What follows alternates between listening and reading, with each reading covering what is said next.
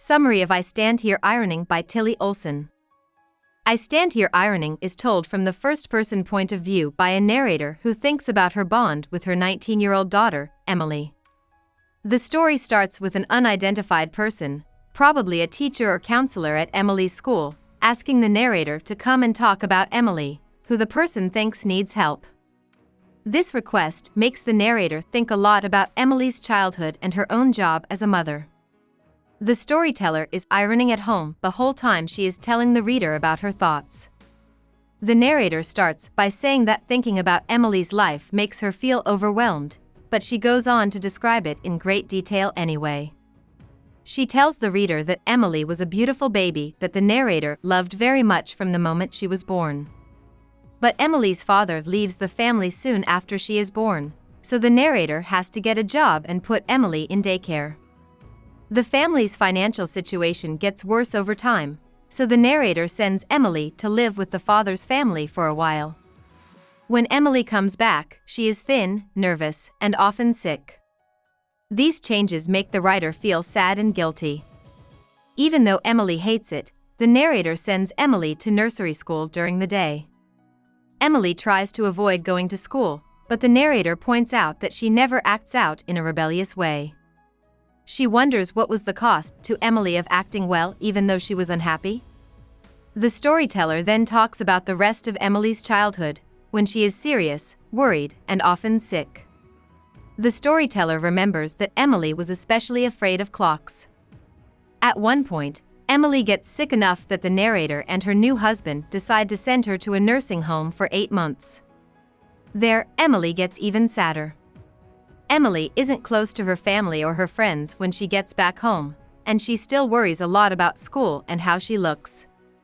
The storyteller has another daughter, Susan, who is happy and pretty in a traditional way. Emily doesn't like Susan and fights with her a lot, and the narrator worries that she hasn't been able to make things better between the two sisters.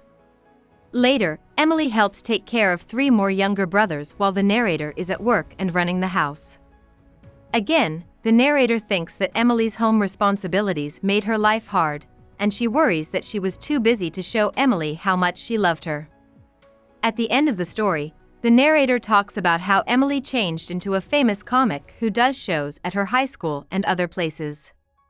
Even though Emily has found a way to express herself that makes her happy, the narrator is still worried that she won't be able to support Emily's ability. At the end of the story, Emily walks into the room where the narrator has been cleaning and thinking all along. Emily is in a good mood and talking a lot, which makes the narrator wonder why anyone would be worried about her. Emily makes a joke about dying in an atomic bomb attack and then goes to bed, leaving the narrator to deal with the full, complicated truth of her daughter's life.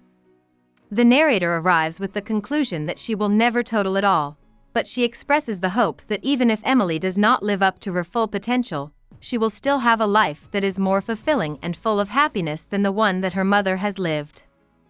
About the author.